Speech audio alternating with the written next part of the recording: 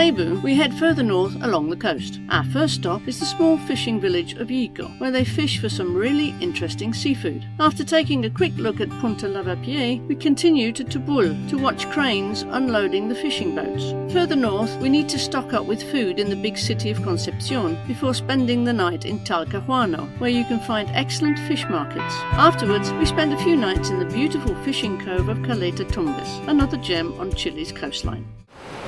This is the small fishing village of Llico. Boats are coming in to unload. There's obviously a little bit of a beach here as well. These looks like they look like mussels. Very interesting. No, de Alemania. ¿Pero qué es este?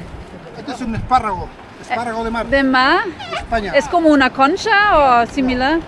These clams are called navajuelas, or the asparagus of the sea. They live in sand or muddy sediments in the subtidal zone, where they can burrow to a depth of up to 13 meters. Their delicate yet flavorful, slightly sweet meat is commonly prepared in pasta and risotto dishes.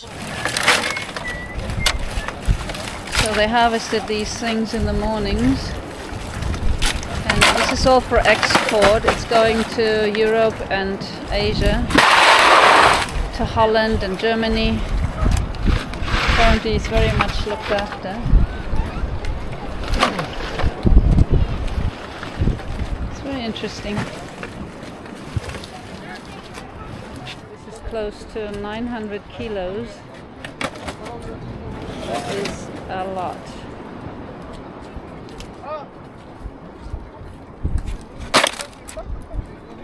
Llico is a really small village, and the little fishing harbour is very popular with tourists in the summer. We only paid $1.50 for day parking here. It's free up to 6 p.m. and during the nights, and it's also peaceful and safe. There are a few souvenir shops, restaurants and a public toilet. Most visitors come for the seafood here, but there's also a small sandy beach. Every day you can watch the fishermen coming in with their catch. Most of them are specialised for either clams or octopus or fish, and it's really interesting to see what they bring home.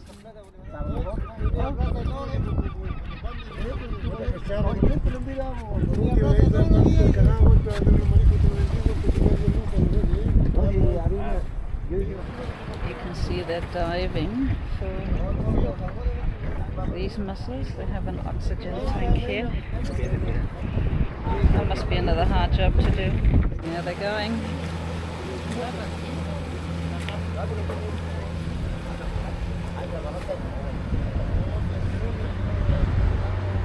This is the compostible. They are going out for a long trip to an island where they fish for octopus. They do that overnight, so that's a lot of gasoline. This is the mussels and stuff that they brought in this morning. They're now for sale. We've never seen most of these seafood varieties, let alone eaten them, and some of it is fascinating to look at, but certainly way too slimy for us to try. But the local people were brought up with this uncooked food and enjoy it raw, topped with cilantro and freshly squeezed lime juice.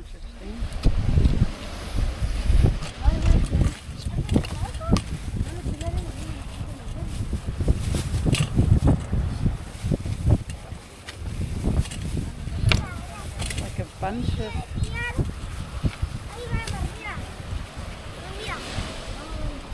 ¿Cómo se llama este?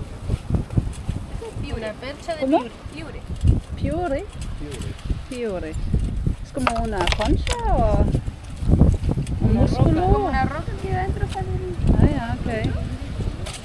Piure or Paiura chilensis is a tunicate, a spineless marine animal that somewhat resembles a mass of organs inside a rock. It is often found in dense aggregations in the intertidal and subtidal coast of Chile and Peru. It's a filter feeder that eats by sucking in seawater and filtering out microorganisms. Its born male becomes hermaphroditic at puberty and reproduces by tossing clouds of sperm and eggs into the surrounding water. If it's alone, it will procreate by self-fertilization. The meat can be eaten raw or cooked cooked and is high in vitamins. It has a strong, bitter, soapy flavour and tastes like iodine, so we're told. It is usually cut into small pieces and flavoured with chopped onion, cilantro and lemon. It can also be fried and eaten on bread. It's said to possess aphrodisiac properties and to have a significant Viagra-like effect on men for a period of time after consumption. While different types of Payori exist globally, only the Payora chilensis species is edible. The delicacy is exported to numerous countries, including Sweden, 32.5% of exports, and Japan, 24%. I don't know if I would eat these kind of things. They look a little slimy to me.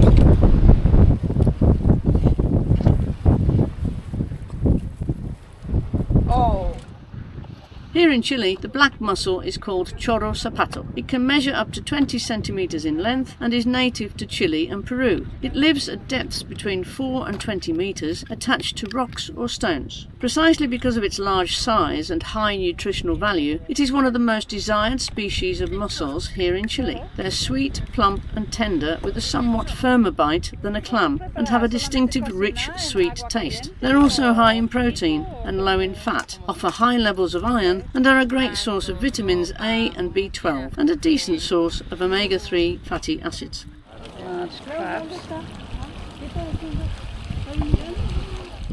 Today is Valentine's Day and we declared it Helen's Beauty Day. And it starts off with cutting Helen's hair. I will cut Helen's hair inside the motorhome. I have never done this before, but it's too windy out there, so I'm gonna go for it here.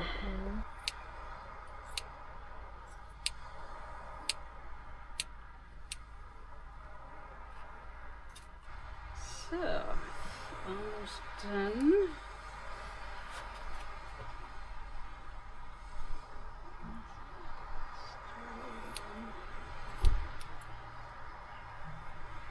We've done actually really well.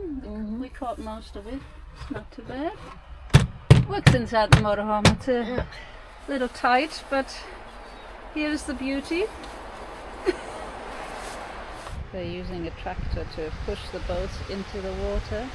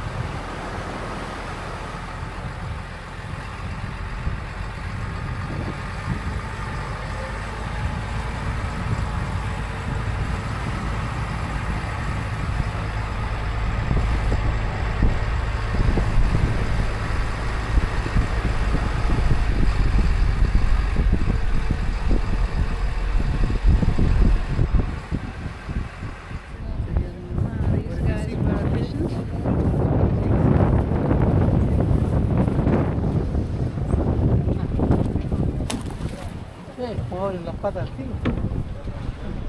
So are coming here to buy fresh off the boat. Muy fresca, ¿no? Sí, está fresquecita. Wow. These are giant crabs. Wow. Cuidado. Viviendo, ¿no? Sí, estas son otra clase de bancor. Ya, ya.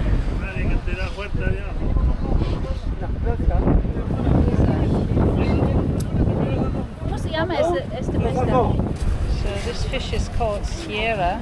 It has a white meat, a selling them by the piece, 4,000.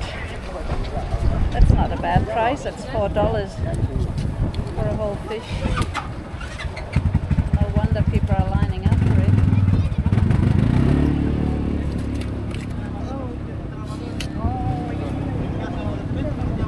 They're keeping the heads, I think, for a bait.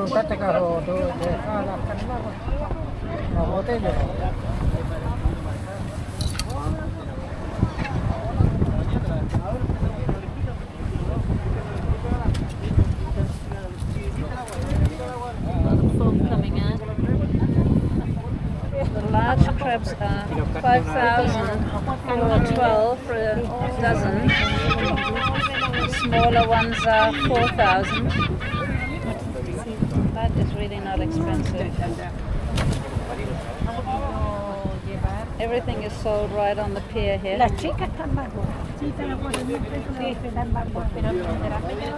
He's getting 12 of the big ones, 5,000 pesos, $5 for 12 crabs. They're all still alive in there. You can't get it any fresher than that, I suppose. I just ask how to prepare those, and you just put them in boiling salt water for 10 minutes, and then they're ready to eat. Until midday this car park was completely empty, and now it's full. Everybody's coming out to buy fresh fish or go to one of the restaurants here. After leaving Llico, we drive out to the most northern point of the peninsula, Punta Lavapié, another small fishing village located at the end of the Gulf of Arauco. It offers magnificent views and beaches and has a population of less than 1,000 inhabitants. There's an arch in the distance there. And this looks kind of really nice for low tide exploration. This is Paloma. She was just sleeping on the... But now she's moving. I disturbed her. Really beautiful thistles. I always thought these are thorns, but they're very soft.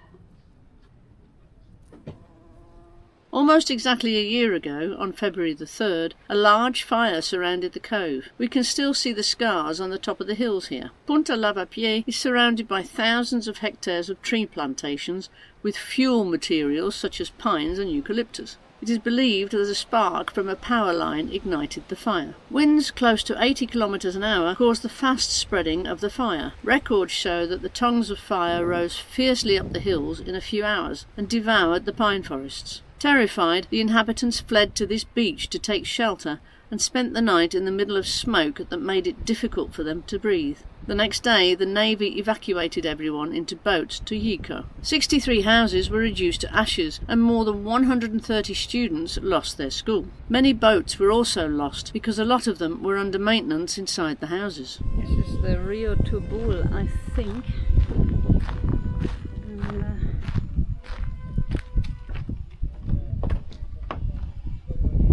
Fishing boats here on the river. Tubul is located in the estuary of the Tubul River that flows into the Gulf of Arauco. Around 2,000 inhabitants are linked to fishing, a fundamental economic activity of the town. The tsunami of February the 27th, 2010 hit the town with waves of about 12 metres high, which advanced about 3 kilometres up the river and left 90% of the local population homeless. They're coming in.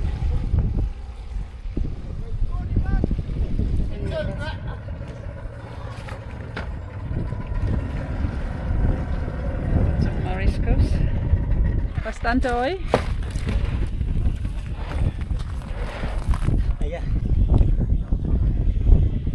This is the purely again.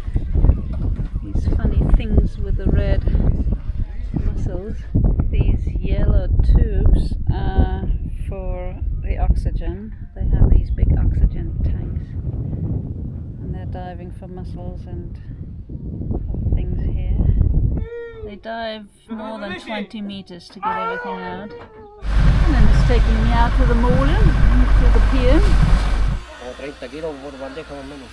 30 kilos la caja. Sí, cada caja. Every box is 30 kilos.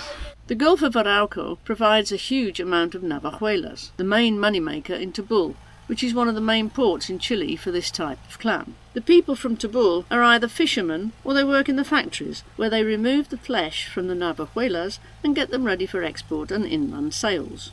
Perfect timing. I knew I had to bring you down here. There was no boats when I came. Yeah, 3 boats are coming in now. They're getting unloaded. Again, you can see those yellow hoses, and they all have the navajuelas. Thousands of kilos of this particular clam are coming into Tubul's harbour, and they developed a very intelligent and efficient system here to unload as many boats as possible in a few hours with cranes. Fascinating for us to watch.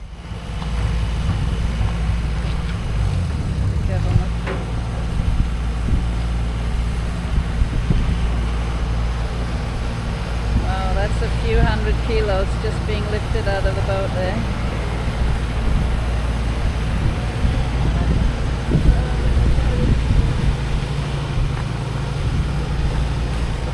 Goes fast here. So the scale says 263 kilos. That's heavy. We were talking to the crane man.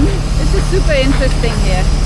He was just telling us it's about roughly about 100 boats that are coming in. They go out in the morning and they're coming back in the afternoon. And it's usually around 300 kilos. There's a quota. They can't go more than 400 or around. They have to be around between more than 300. They're not supposed to. Yeah, that's why the ladies are here. They're checking the quota. They're from the government institution or some kind of the fisheries department or whatever. Yeah. We were just told they only come in the boats Mondays to Thursdays, and today is Thursday. So Helen picked the best day to tape all the action here. That's a lot. Whoa. Want to lift? I'm going to check how many kilos there are.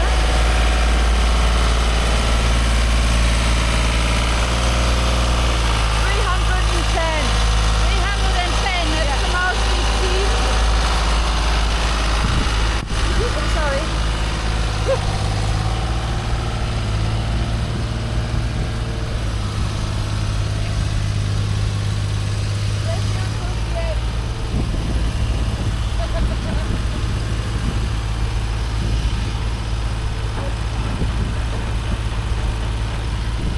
And off they go.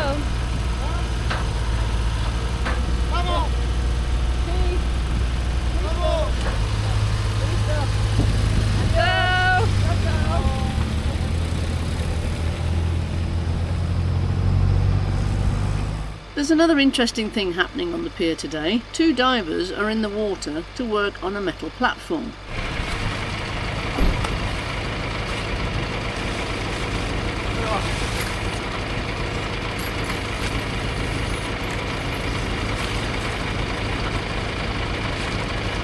These guys are loosening the screws to get this white cage or whatever it is off. And then it will be lifted up by this truck here. This is just the base for one of these metal steps. It needs to be repaired, obviously.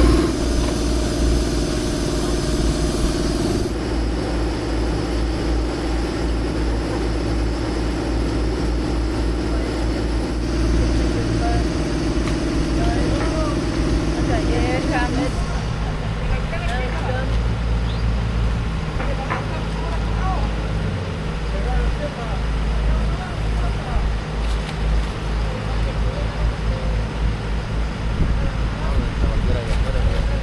Over time, the brackets of the platforms are obviously corroding in the salt water, and they need to be replaced from time to time. I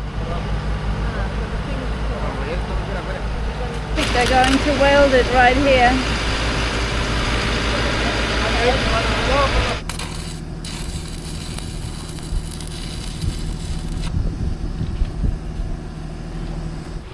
There's a boat coming in. repair boat or something, or what's he No. doing? Buenas! They don't have many. We're leaving Tubul. This is a Chinese cemetery. Really strange. Right on the corner here. And we're heading towards Arauco. And then the plan is to go to a Copic gas station for tonight. Have a shower. The first one in 3 weeks or so. First one in Chile. First one in Chile. Lota is famous for a coal mine museum with the name El Chiflón del Diablo, or the Devil's Blast. We relied on our GPS to find it, but the shortest route got us lost in downtown Lebu. Vinny too hardly managed the super steep and narrow roads to get down here, and now construction in every other road in town sends us all around Lebu. Where's the bloody way out? Right in the way. Follow the ones in the front there, not this taxi. Go one there. And he's just gonna park in there. Just opening the door without looking. Holy shit, it's getting tighter and tighter. Obviously time for... Yeah, you're good. Yeah, you didn't take it.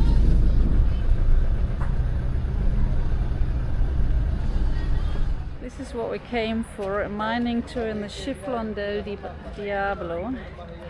But the next tour at 2 o'clock is already full. It costs 15,000 pesos per person.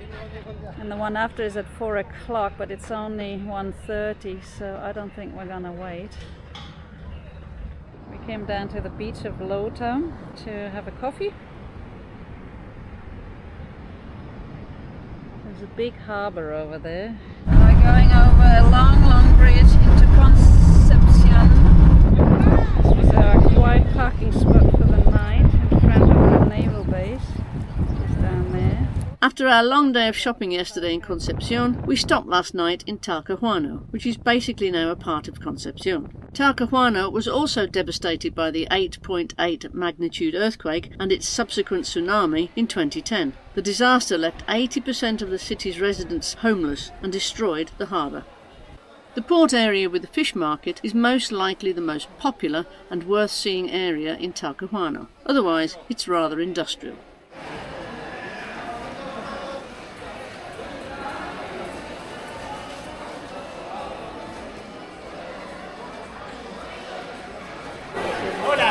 Hola!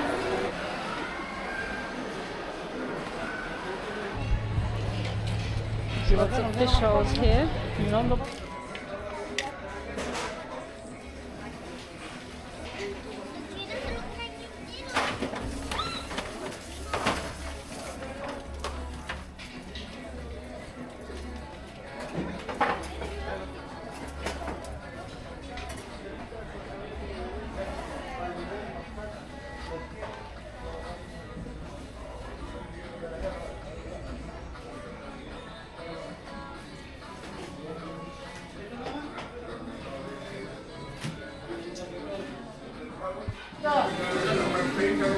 Called Chirocco thing, and you eat the slimy bit there.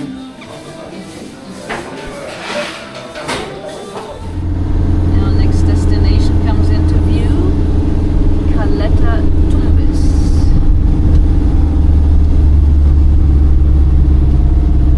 Now we have to find parking.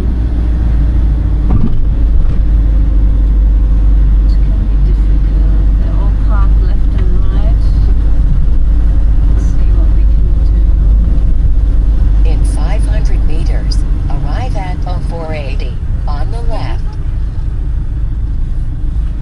Looks like a nice big fishing harbour.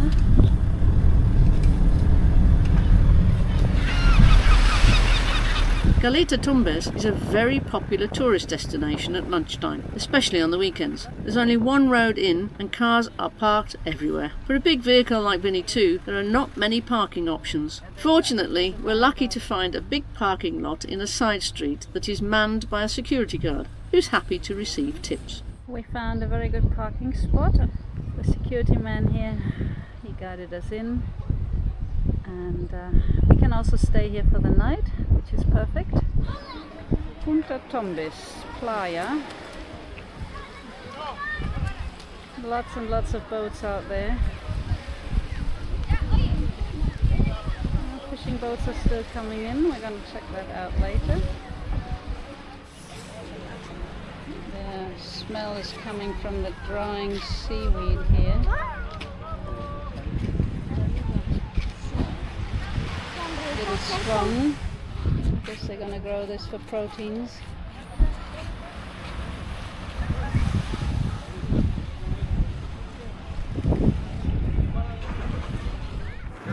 Some cool souvenirs here.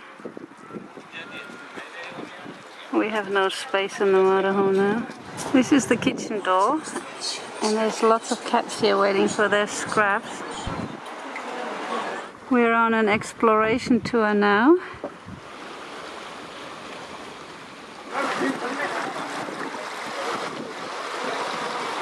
Oh, it's moving in his neck.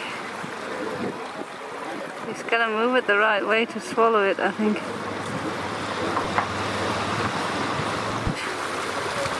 Ooh.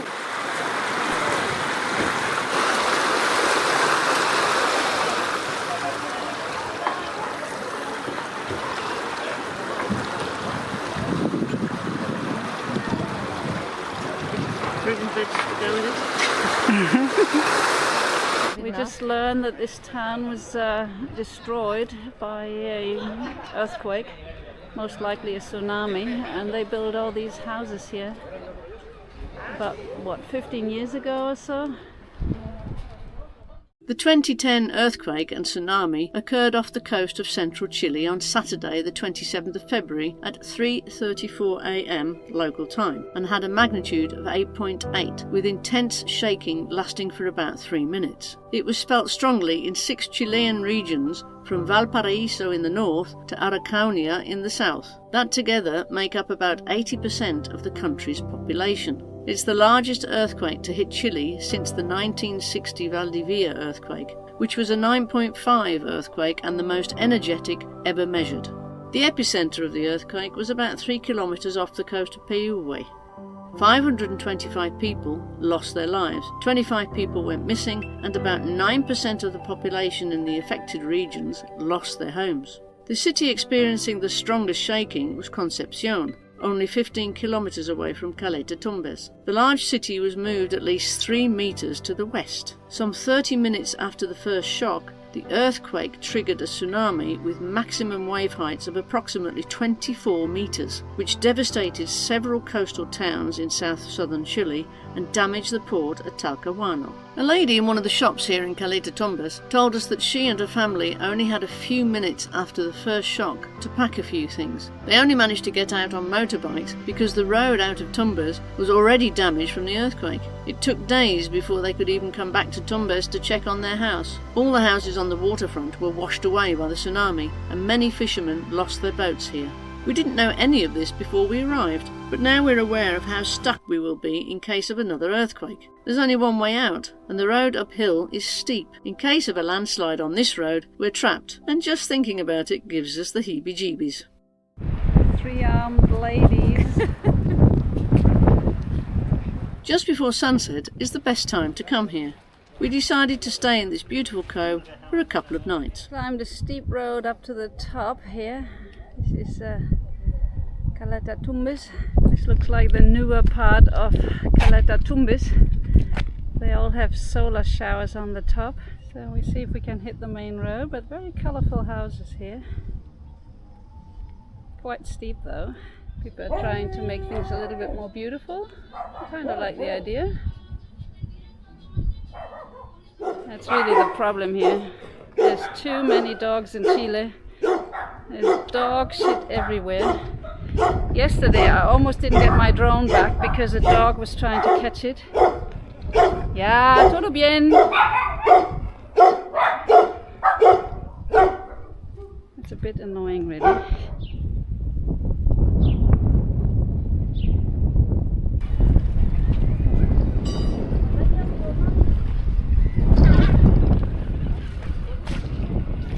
Sunday today.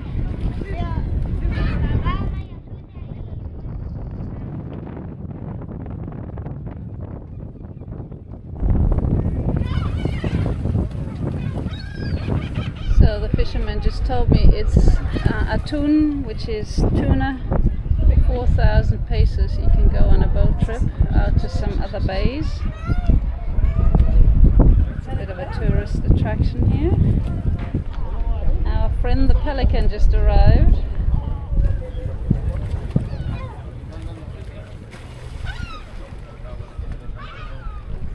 Oh, you got something. You better eat that quick, you better eat it quick. Don't hang it out.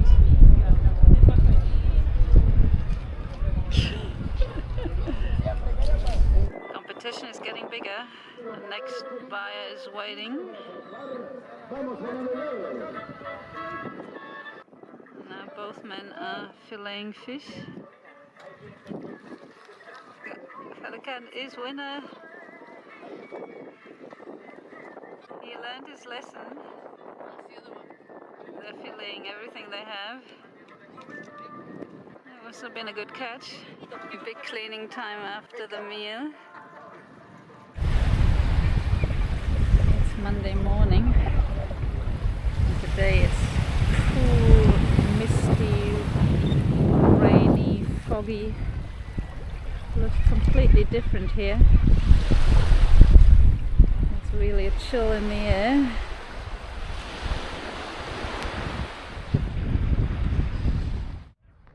We continue our trip north to another small village on the coast. Copacabana has not only a fantastic beach, it's also famous for its loberia. More than 3,000 sea lions are occupying the three little islands just off the beach.